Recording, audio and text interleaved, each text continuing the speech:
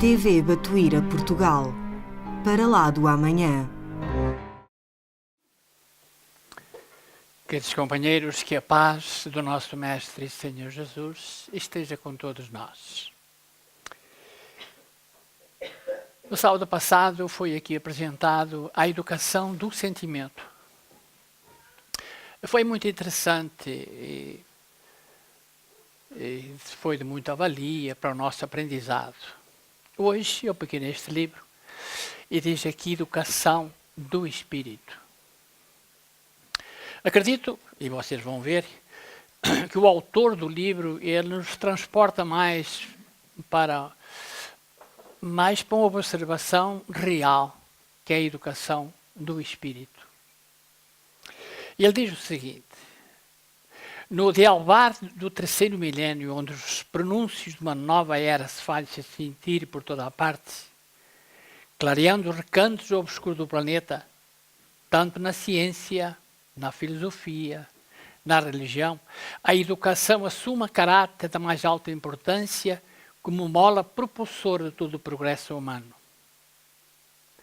Não referimos à educação apenas no seu aspecto intelectual, mas a educação compreende o homem no seu sentido integral, a educação que atinge o sentimento, que eleva, que aprimora, que auxilia a evolução do espírito. Foi por isso que Jesus no Evangelho lá está: amai-vos e instruí-vos. Não uma educação intelectual, como diz aqui, mas o sentimento, a educação do espírito. Refere-se aqui às mães e aos pais, evidentemente, receber o espírito que retorna a auxiliar a sua preparação interior, a auxiliar o despertar de qualidades superiores, a acordar em seu íntimo os compromissos assumidos no mundo espiritual, a abrir espaço e colaborar na ação deste espírito para que ele encontre campo propício para a realização da sua tarefa, é trabalho de grande importância em toda a casa espírita, seja num humilde centro de apenas 4 paredes ou ampla instituição com vastas dependências. Essa chamada a atenção nós tivemos a preocupação no início desta casa, que foi implantar a evangelização. Dentro das possibilidades, como hoje acontece, como as pessoas que se dedicam abnegadamente a essa tarefa e que achamos todas são importantes, mas a evangelização, e nós vamos ver isso ocorrer daquilo que o autor do livro nos traz, é de grande importância. Onde ele diz aqui compromissos assumidos no plano espiritual. Nós não sabemos que uma criança que vem até nós, qual foi os compromissos que ela assumiu antes de reencarnar. Poderia, e que eu sou avesso de falar de mim, podia-vos dizer alguma coisa no meu percurso, até ser imigrante, até ir para o Brasil, até me integrar, mas não vamos entrar nesse particular. Talvez outra vez, e eu trago a vocês como exemplo, mas não falar da minha pessoa. Além da família, será a casa espírita que os espíritos reencarnados, encontrarão um ambiente adequado à sua preparação para a imensa tarefa que lhe caberá nos próximos séculos de renovação e transformação de todo o planeta. É uma chamada muito profunda, em que, além da família, a casa espírita tem essa responsabilidade. E por que tem? Porque divulga a doutrina. E nós sabemos que os grandes conflitos sociais que hoje se verificam a nível mundial é a ausência de educação espiritual. E essa deveria ser a família.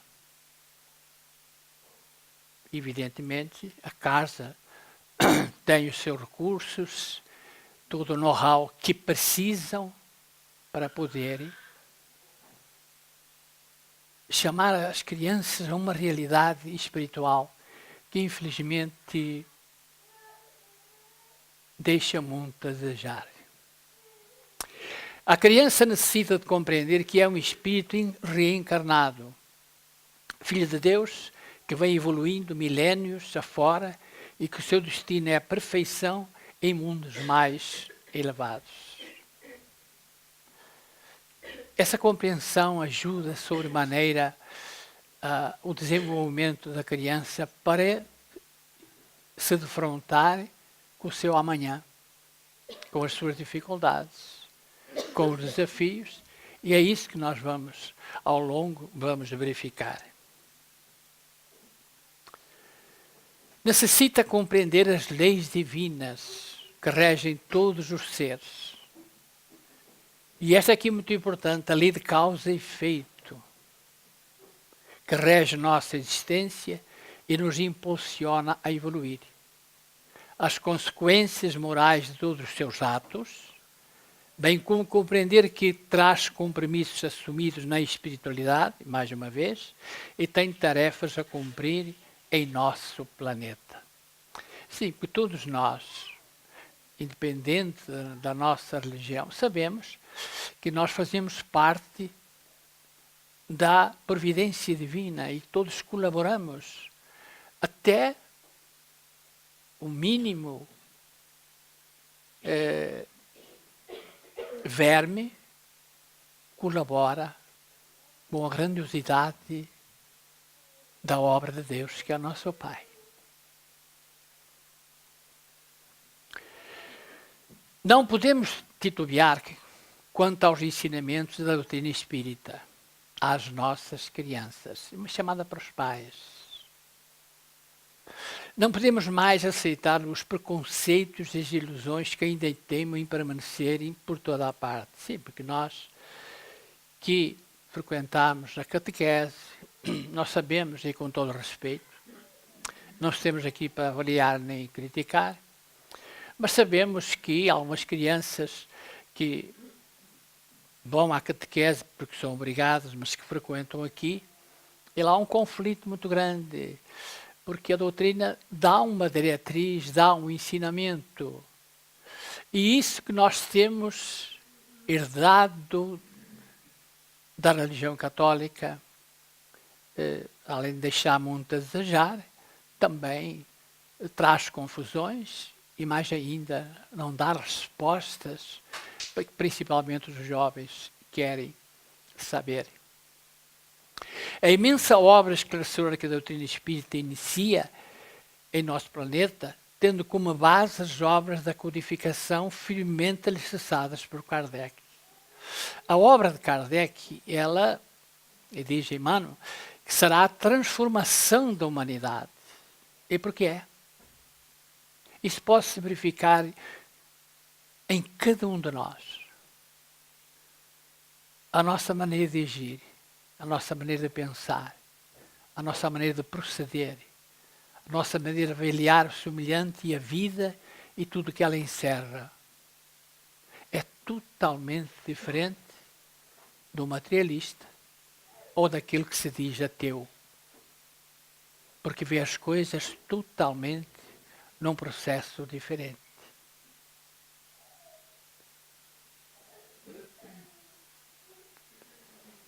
A transformação da humanidade é trabalho educativo, como bem frisou Kardec em Obras Póstumas, é pela educação mais do que pela instrução, novamente vamos buscar aquilo que o Cristo disse, que se transformará a humanidade.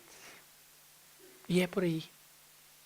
Nós temos professoras que frequentam aqui, e algumas estão aí, e que, principalmente, que têm aquela turma dos 15, 16, 17 anos.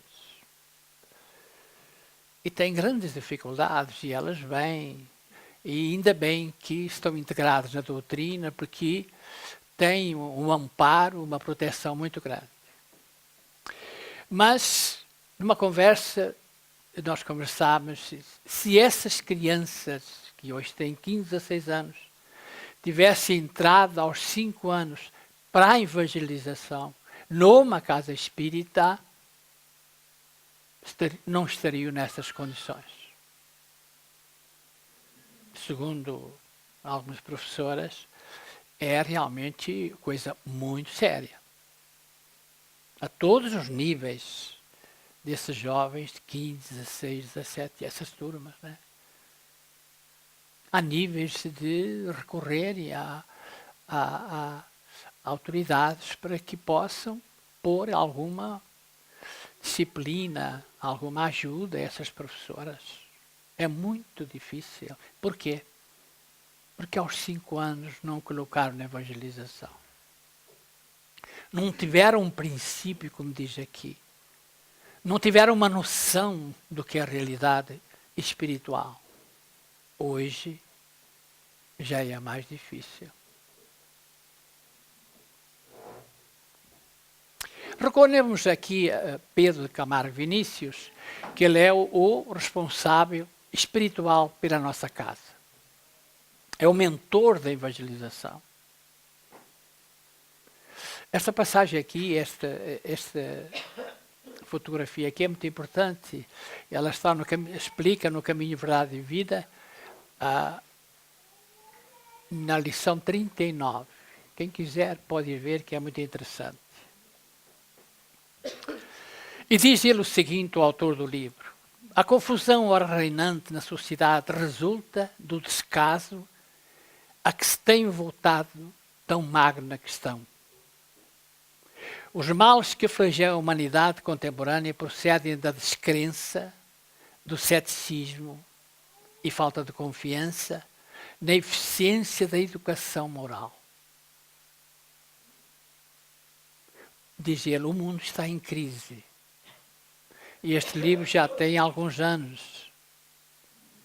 Crise de dignidade. Desta se originam as outras. Não é de sábios que carecemos. Os problemas da inteligência estão, por assim dizer, resolvidos, conforme atesta o surto imenso do progresso material e atingido. E é muito fácil notar. Até pela inteligência artificial que nós temos aí, que eu não faço ideia o que é essa inteligência. A minha inteligência é muito fraquinha, muito menos querer avaliar a inteligência artificial.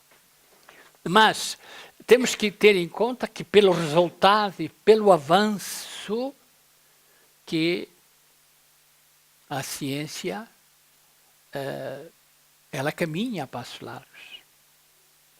Os cientistas já acordaram para esta realidade, dizendo que enquanto a ciência avançou, a parte moral ficou estagnada. E como fazer para avançar essa parte moral? Como já foi dito aqui, Kardec, codificação. E como foi dito, a transformação da humanidade.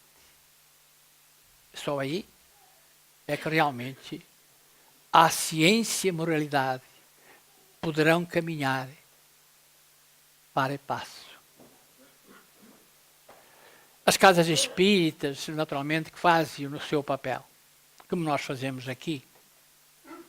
Mas ainda é muito forte os conceitos do materialismo, do consumismo, de todas as facilidades que principalmente os jovens têm e que se integram em todos os desvários na sociedade.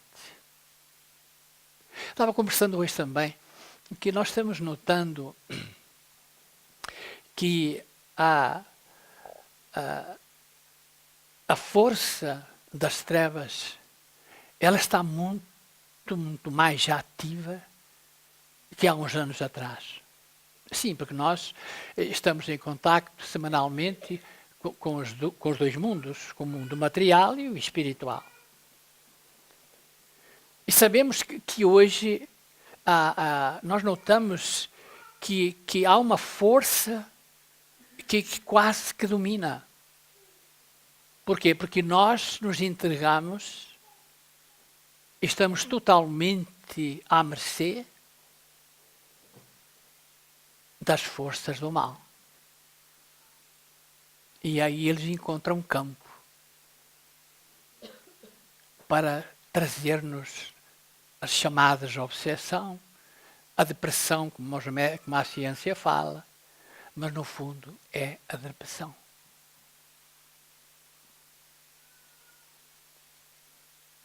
No fundo é a obsessão, é a interferência do mundo inferior que avassala aos tempos atuais a humanidade.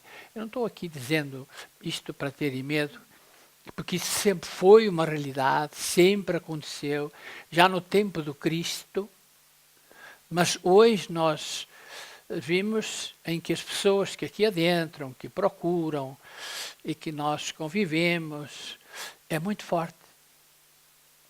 Muito, muito. A intervenção espiritual do mundo inferior é muito forte. E só seguindo aquilo que Kardec e a codificação, nós encontraremos alguma defesa para nos prevenir e para nos defender, por que não?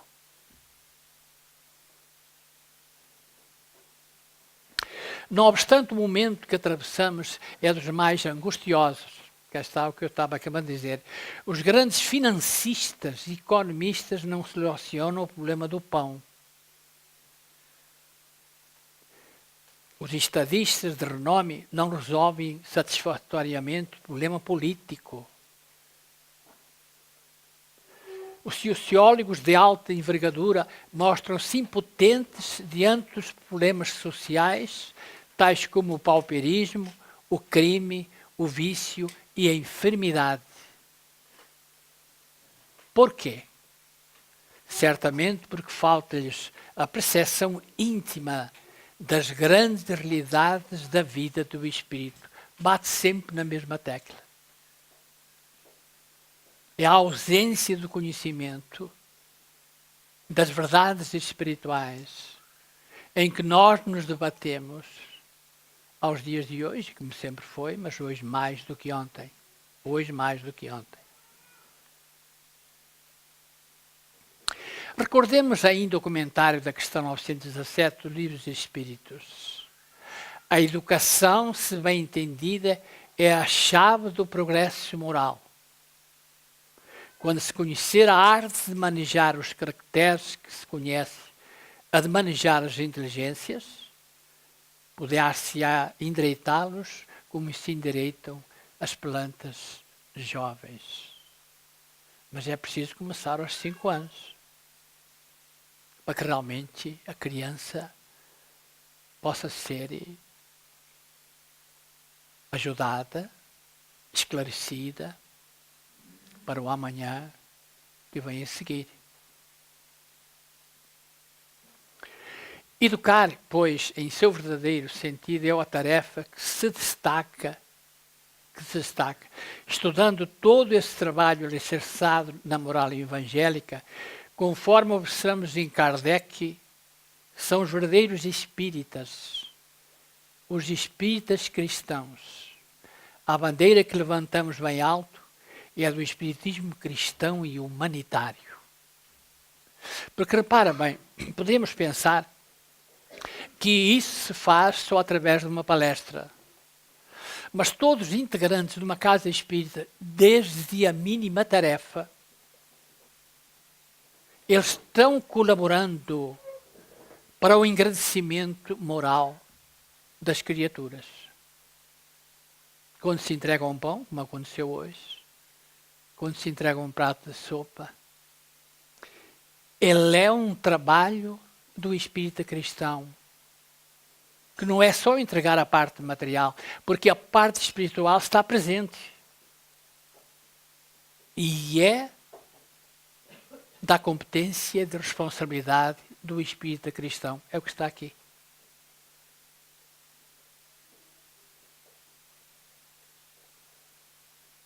Assim, amigos educadores, agora vai para os professores, evangelizadores, estudemos a doutrina espírita, mas na posição de estudante que muito necessita aprender. E é por isso que nós dizemos, que dentro da doutrina espírita não tem professor. Todos nós somos alunos. Porque estamos aprendendo sempre. E no conjunto entre professores, como acontece na vida real, é que vamos aprendendo. Despojando dos nossos velhos defeitos que tanto têm retardado o nosso progresso espiritual. E trabalhemos em nossa própria evangelização para que possamos evangelizar. Se não dá, não pode. Se não tem, ele não pode ofertar. É preciso que nós se evangelize primeiro para evangelizar. Os Espíritos que o Senhor nos envia, somente realizaremos essa tarefa se educarmos a nós mesmos e aprendemos a vivenciar o Evangelho. Por isso que nós aconselhamos sempre que as pessoas que começam a frequentar a doutrina frequentem uma reunião de estudo. Porque ele é um trabalho conjunto e é, como foi dito, o trabalho da Casa Espírita e do Espírita Cristão, é evangelizar também os desencarnados. Costumo dizer que numa reunião de estudo, e principalmente o Livro dos Espíritos e o Evangelho, ele é uma verdadeira desobsessão. Porque enquanto estamos 10, 15, 20 encarnados, o espaço está completamente cheio de desencarnados. Até você está se evangelizando e evangelizando os demais, encarnados e desencarnados. É preciso referenciar bem isso, que quando nós estamos integrados numa reunião dessas, nós temos de ser úteis àqueles que nos acompanham, àqueles que são trazidos nessas aulas. Porque quando a espiritualidade ajuda uma reunião mediúnica, a entidade alguns ficam presos aqui.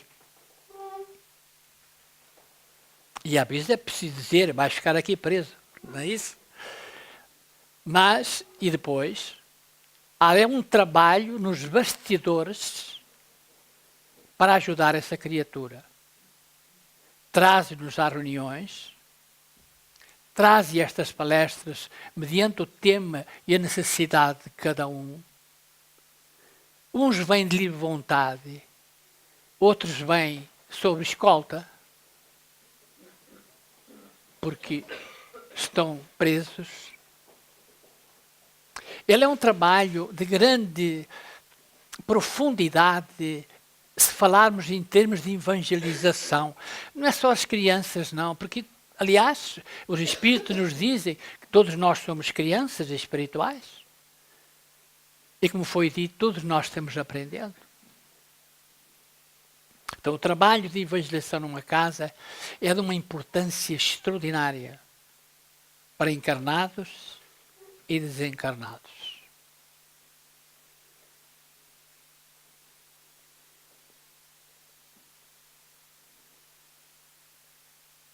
Evangelizar em seu profundo sentido de educação do espírito será a tarefa mais importante na Casa Espírita. É uma chamada para nós, os responsáveis pela Casa Espírita, para a direção. Avancemos, pois, amigos, cientes e conscientes da grandiosa tarefa que nos cabe realizar. É de muita responsabilidade. A Casa Espírita, como em todo, necessita preparar-se para o grandioso compromisso que lhe cabe. A imensa tarefa de educar os espíritos que renasce entre nós. É uma responsabilidade, e nós já percebemos isso já há muito tempo, que estamos à frente de uma casa, de uma tarefa, qualquer que ela seja. É uma responsabilidade perante a espiritualidade e perante nós mesmos, evidentemente. E que se não o fizermos, teremos que responder por isso amanhã. Porque é da lei.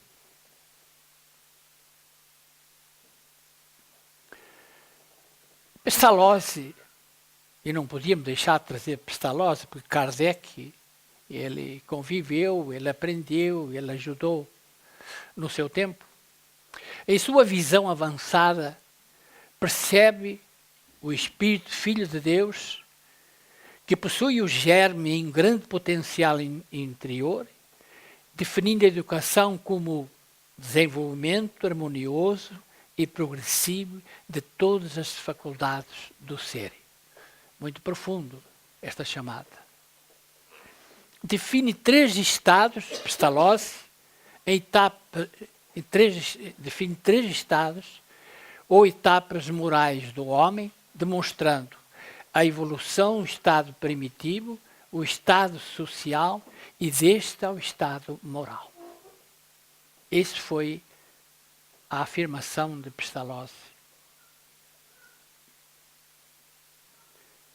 Claparède, se é que está bem pronunciado, ao criar o Instituto de Jacques Rousseau, em Genebra, trabalhando na psicologia e pedagogia, destacou que a escola deve ser ativa, antes um laboratório que um auditório,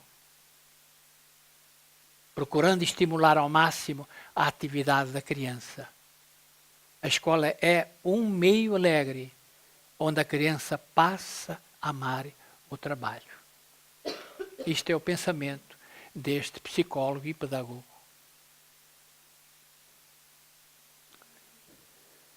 Jean Piaget, em uma vida toda dedicada ao estudo da criança, demonstra através de um trabalho sério e profundo que todo conhecimento é construído através de um processo contínuo de adaptação, transformando nossas estruturas interiores em estruturas mais aperfeiçoadas. Ele é graduado em Ciências Naturais, dedicou-se à psicologia e à filosofia.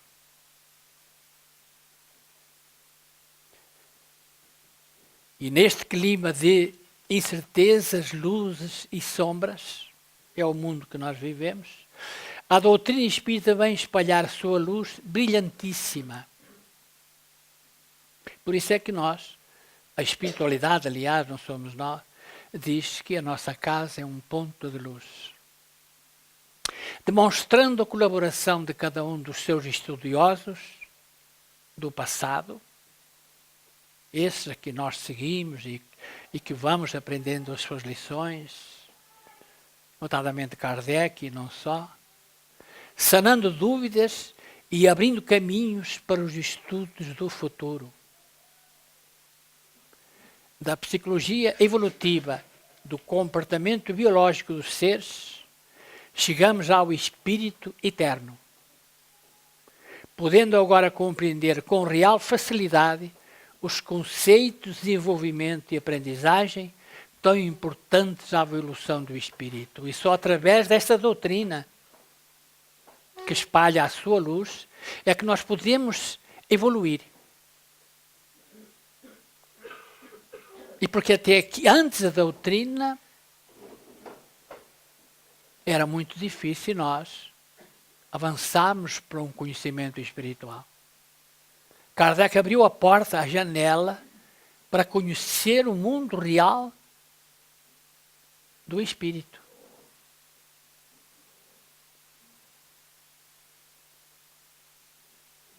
Com o advento da doutrina espírita, a obra está coroada com a visão da criança espírito, que retorna à experiência e que traz em si mesmo sua bagagem do passado, ou seja, estruturas internas desenvolvidas em vidas passadas, reagindo com as experiências novas desta vida, ampliando as possibilidades para o futuro. Isso é aquelas crianças que nós temos connosco.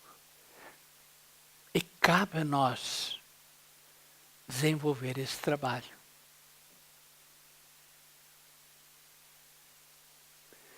Nenhum processo educativo pode ignorar que somos espíritos imortais, criados por Deus, nascendo, vivendo, morrendo, para renascer e evoluir sempre. Essa é a lei.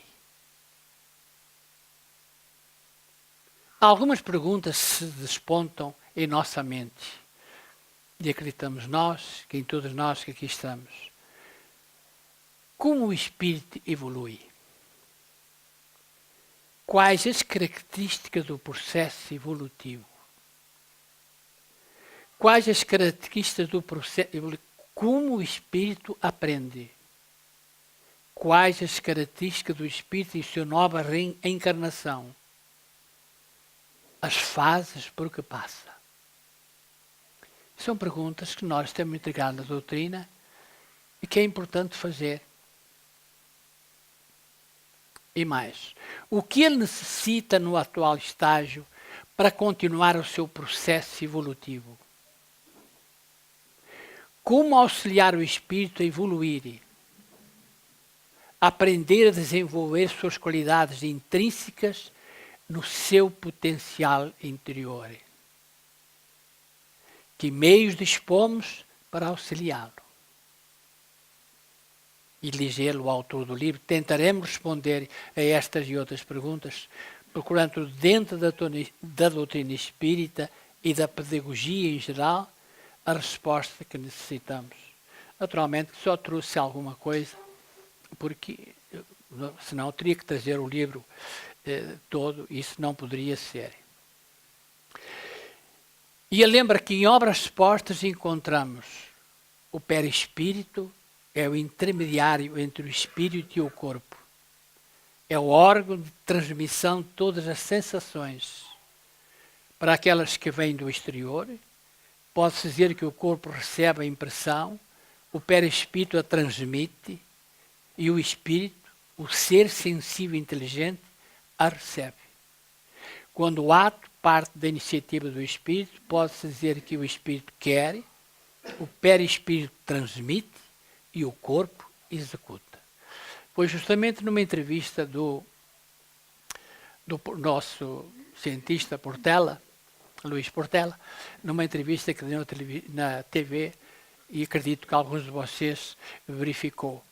E ele se baseava precisamente, em outras palavras, mas talvez ele já lesse isso também, e o transmitiu, e com muita autoridade, para ele como cientista, eu achei muito, muito interessante. E diz aqui as etapas do desenvolvimento. E diz aqui, nosso objetivo neste capítulo, é estudar as etapas do desenvolvimento da criança, tanto no aspecto cognitivo, quanto emocional, procurando analisar a criança também como um ser espiritual. Os primeiros 7 anos. É muito importante nós saber disso aí, porque nos primeiros, até os 7 anos, e muitas pessoas dizem que as crianças têm evidências, que estão em contato com os espíritos, enfim, uma porção de fenómenos que são muito naturais. Ou até acha que o espírito, o filho, que é uma pessoa super avançada, mas não é nada disso. Mas vamos ver aqui o que é que o autor do livro nos diz.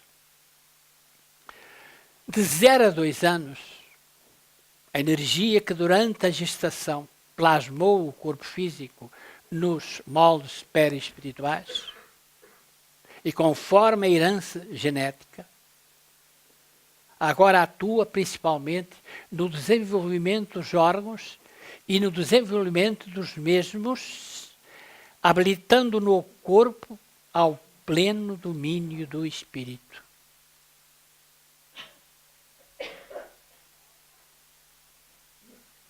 Teria aqui outras considerações, mas ficamos por aqui, eu da minha parte, com a minha ignorância. O corpo físico entra, pois, em acelerado desenvolvimento.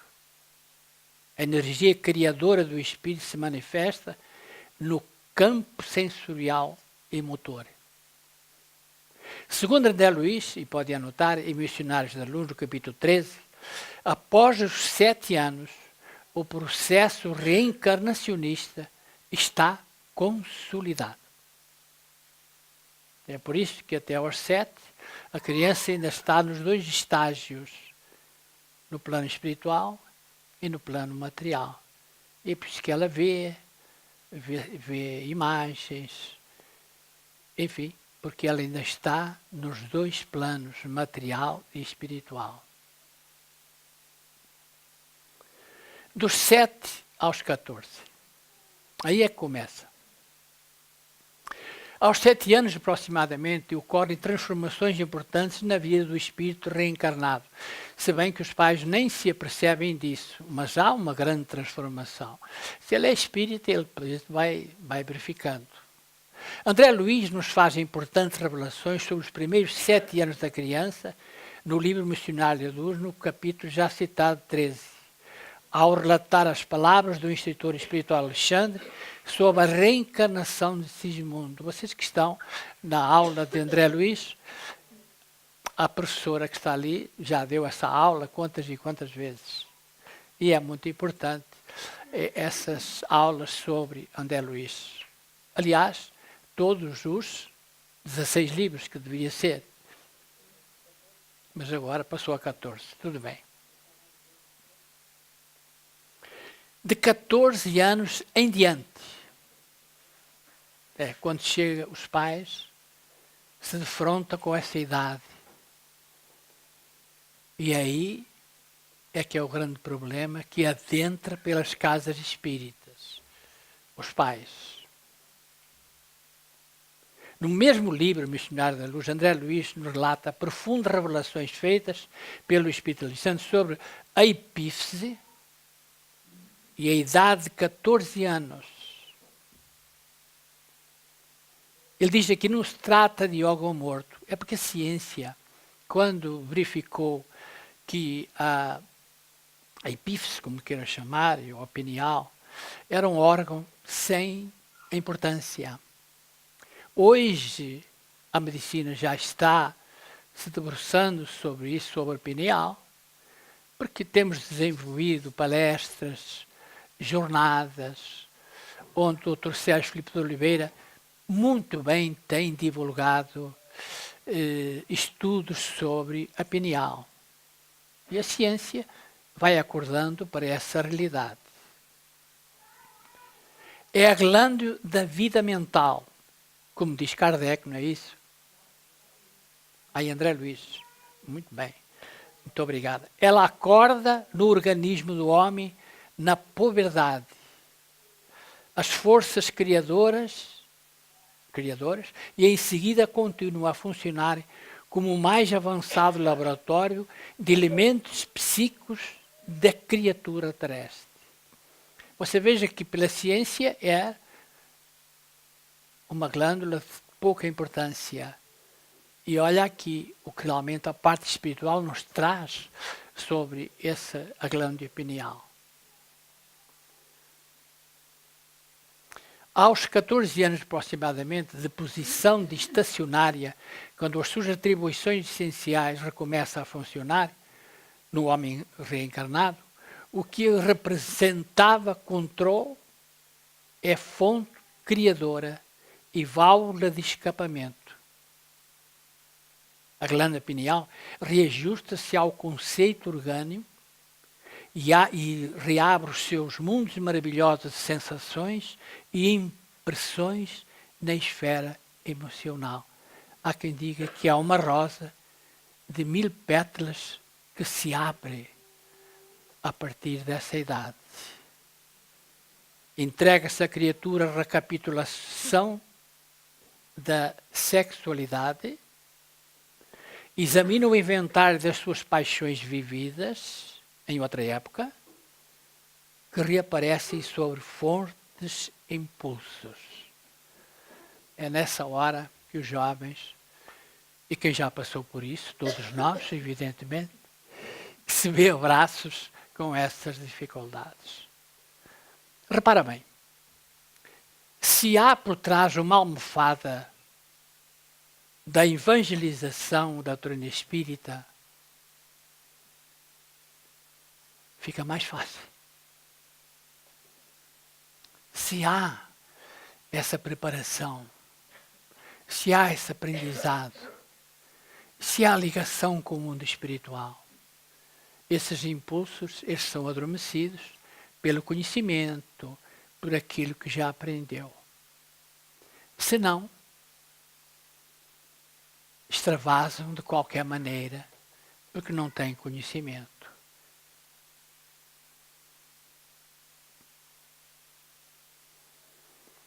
E aqui está, a chakra é o básico, e os 7 chakras que faz parte da nossa parte orgânica e espiritual. Puseram aqui 7º, quando eu achava, e acho que é o primeiro, a chakra, o coronário, que é o primeiro que está ligado com a pineal e que recebe todas as informações do plano espiritual. A parte do básico, ela está ligada às coisas materiais. Está ligado ao humus, que me dizem. Mas as duas são importantes para o crescimento e para a vida do espírito material e espiritual. Mas as duas, elas impulsionam porque têm o seu trabalho a ser realizado. E o básico, ele é o que recebe as primeiras impressões com a herança que o espírito traz, boas ou más, e que são as mais difíceis de controlar.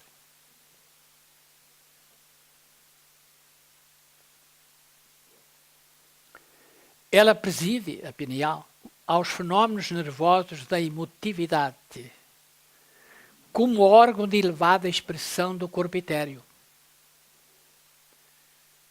Desata, de certo modo, os laços divinos da natureza, os quais ligam as existências umas às outras, na sequência de lutas, no aprimoramento da alma, e deixa entrever a grandeza das faculdades criadoras de que a criatura se acha investido. Aí está as duas glândulas em paralelo a trabalhar.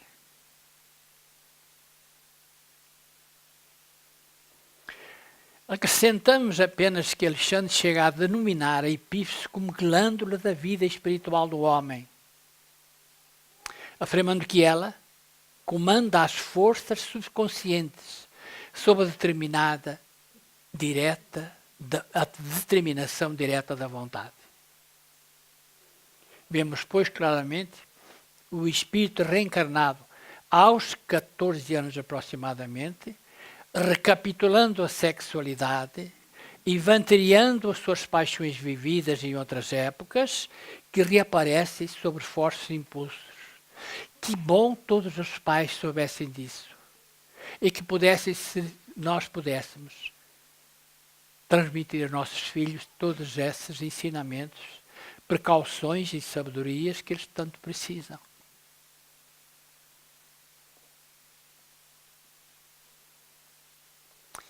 Neste livro muito interessante de Herculano Pires, e que nós temos bastantes livros desse espírita, e que nos diz o seguinte,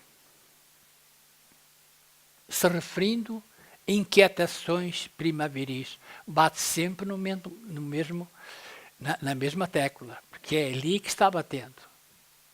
A adolescência é a fase mais difícil e perigosa da vida, mas também é a mais bela, porque é quando é bem vivida. Tudo é esperança e sonho, mesmo para os espíritos mais práticos. Mas existem as adolescências desastradas, entre os 13 ou 14 até aos 18 e 20. É quando os pais já estão numa idade difícil. É aí mesmo. É aí quando desabrocha a potencialidade de pianal. E as demais glândulas que trabalham sempre no mesmo sentido e paralelas umas às outras, a parte material e a parte espiritual.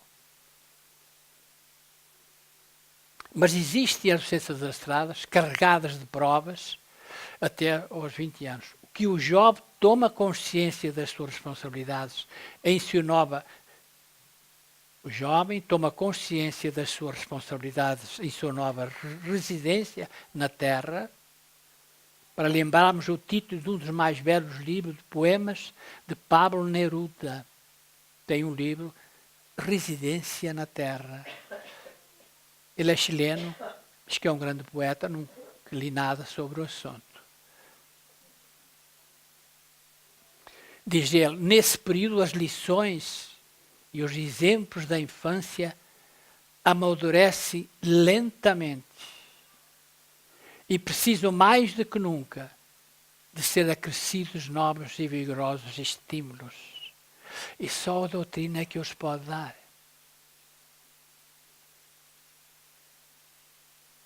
Não temos notícia pelos melhores professores, pelos melhores psicólogos, psiquiatras, que possam colaborar nesse sentido. Senão, as casas espíritas não precisavam estar abertas.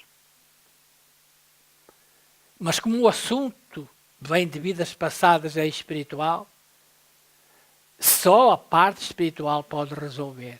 Isso é muito comum, vê-se muito aqui, na prática. E os que estão nessas reuniões percebem e assistem.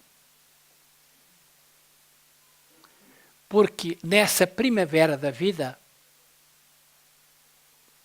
olha que interessante aqui, com o perfume das flores, o cheiro estonteante do pólen e as condições de vagas lembranças do passado, o adolescente se sente atraído por setores diversos de atividades e arrastado para comportamentos anteriores quase sempre perigosos. Já tinham pensado que através da natureza, da primavera, é porque natureza é Deus falando às criaturas. E quer queiramos ou não, nós estamos integrados na natureza. Ela tem a sua função, a sua educação e o seu comportamento. E aqui, ela está bem patente. Arrastado para comportamentos anteriores, quase sempre perigosos.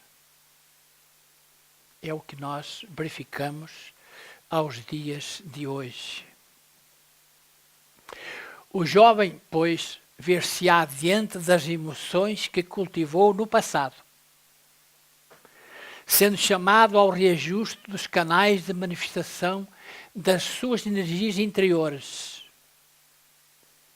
retificando possíveis erros do passado e direcionando suas energias para canais superiores da vida.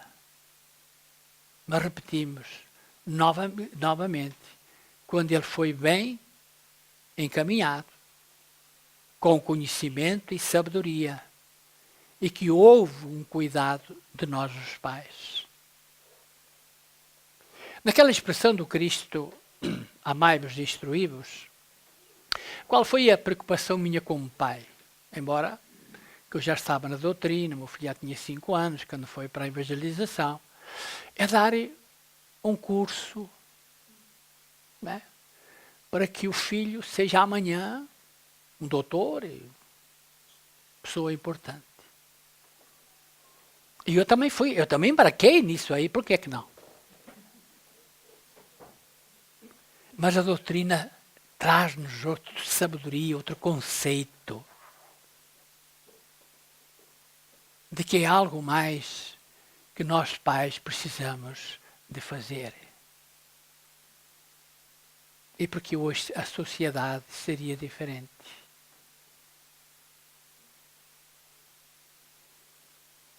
A educação espírita, como bem frisou Kardec, se inicia nas famílias espíritas. Olha a nossa responsabilidade. Exemplos cristãos. Reencarnação, compreensão de Deus. Amor, fraternidade. Possibilidade de intercâmbio entre encarnados e desencarnados. Fazem parte dos conhecimentos que os pais devem ministrar aos seus filhos. É uma chamada de atenção. Os pais espíritas, isso é um conselho, utilizarão os recursos da prece, do Evangelho no lar e do passe. Dedicar-se-ão ainda ao auxílio às casas espíritas. Também é algo que nós nos temos espíritas bem atentos para a casa que nos abre as portas, que nos recebe, recebemos amparo, que recebemos passe, que ampara os espíritos que estão conosco e que os retém aqui. E a nossa cooperação, a nossa dedicação. Os espíritos não querem que a gente abandone a nossa vida, a nossa família, para trabalhar na casa espírita, não. Mas aquilo que nós puder doar, os espíritos autovalorizam. Porque o Cristo disse, a tarefa será grande e os trabalhadores são poucos. E esta casa vê-se a braços com essa dificuldade, porque as tarefas são muitas. E não temos esses espíritas que deveriam, como diz aqui, dedicar-se-ão ainda ao auxílio às casas espíritas. Mas se não vier o espírita, aqui não tem ordenado para ninguém. Não se recebe dinheiro, não se cobra dinheiro de ninguém. Tem que ter alguém voluntário, que abra a porta de manhã, que atenda os telefones, os 3 telefones ou 4 que estão aí, tocam continuamente. E como é que fica? É uma chamada de atenção, de responsabilidade, porque dá e receberás. É da lei. É da lei. Porque o Bhakti-vira, ele é muito claro. Tem um carinho todo especial para os trabalhadores. E porque tem nas suas dificuldades, por que não? Porque é da lei, é de justiça. Se o trabalhador se expõe, se dá, se doa, tem que receber auxílio. Por que é que não? E é o Bhakti-vira que diz. É um trabalhador. Foi o que eu aprendi em 1968, mas eu, muito mais obesidade talvez do que hoje, conversava com os espíritos e o Bhakti-vira dizia, mas ele agora vai ser um trabalhador do Cristo e nós estamos te ajudando e ajudando a ele. E como é que fica? Dar sem receber não pode. Graças a alguns abnegados que vêm diariamente, que vêm lá de longe, lá do aeroporto, de transporte ainda. Bom, mas aí o prémio também vai ser muito grande, muito grande. Não é, Astrid? Porque é da lei, porque é da lei. Professor espírita é o que estuda a doutrina espírita e as suas técnicas de educação. Porque nós temos aqui professores espíritas que dão aulas, dão cursos, não é? Desenvolvem reuniões de desobsessão, tudo mais. Técnicas de educação para facilitar a sua tarefa. Formado à luz da pedagogia espírita, ele se exemplificar as palavras, educar é um ato de amor. Será um idealista que lutará. Quem é que não quer ser professor com isto aqui? Será um idealista que lutará, claro, pelos seus direitos, bem verdade, mas que conhecerá e se preocupará primeiramente com os seus deveres. As técnicas oferecidas pelo Espiritismo são o passe, a desobsessão, a prece e a compreensão da reencarnação. Sentirá em seus alunos como um membro da sua própria família. Apresenta aqui, nós chegamos ao final. Desejamos a todos muita paz. e que possamos, tanto quanto possível, seguir as instruções que o autor deste livro, Educação do Espírito, e será muito importante para nós e principalmente para os nossos filhos, trazê-los à evangelização. Porque é aí, é o começo. Não queiramos depois dos 14, 16, 20, ter os mesmos resultados que teríamos se nós nos encaminhássemos para a evangelização. A todos, muito obrigado e muita paz.